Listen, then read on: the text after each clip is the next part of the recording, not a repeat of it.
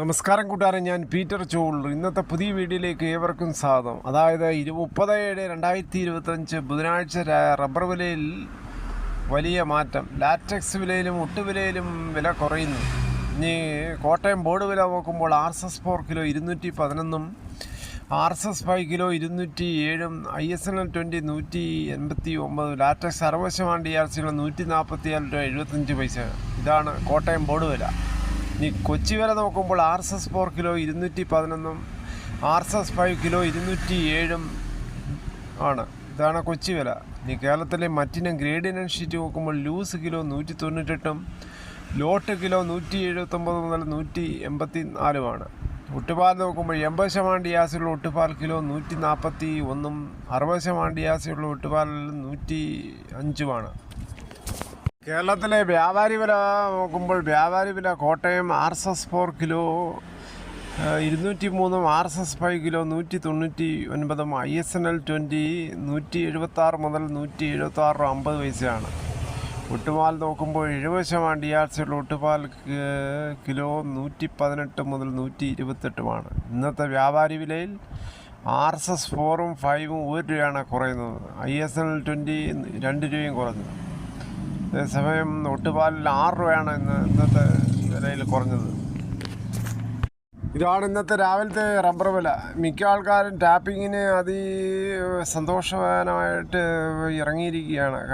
കാര്യം അനുകൂലമായ കാലാവസ്ഥയിൽ മിക്ക ആൾക്കാരും ടാപ്പിംഗ് നടത്തി. ഒപ്പം കർഷകർക്കും ടാപ്പിംഗ് തൊഴിലാളികൾക്കും ആശങ്കയിൽ. കാരണം ഡെയിലി 1-2 രൂപ വെച്ച് റബ്ബറിന് വില കുറയുന്നുള്ള ഒരു ആശങ്കയാണ് എല്ലാവരും ഇപ്പം നിലവിലുള്ളത്.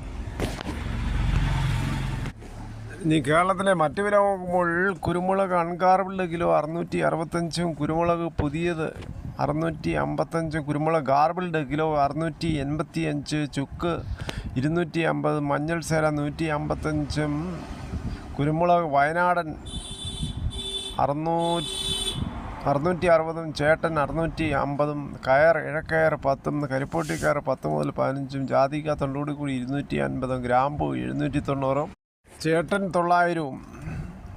തേങ്ങ വില നോക്കുമ്പോൾ തേങ്ങ ചകരിയിലത്തെ മുട്ട കിലോ 100, കൊപ്ര എടുത്തപടി 251, വെളിച്ചെണ്ണ ലിറ്ററിന് മില്ലിലെ നാടൻ കിലോ ലിറ്ററിന് 480, കൊക്കോ 300 മുതൽ 350, കച്ചോല 400, കശുവണ്ടി 130, അടയ്ക്ക പുതിയത് 350, പഴയത് 360, കാഞ്ഞിരക്കുരു 1850.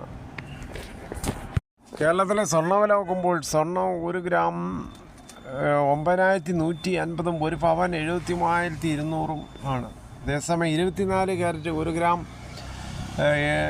9982, 1 പവൻ 79,856. ഇതാണ് രാവിലത്തെ സ്വർണ്ണവില.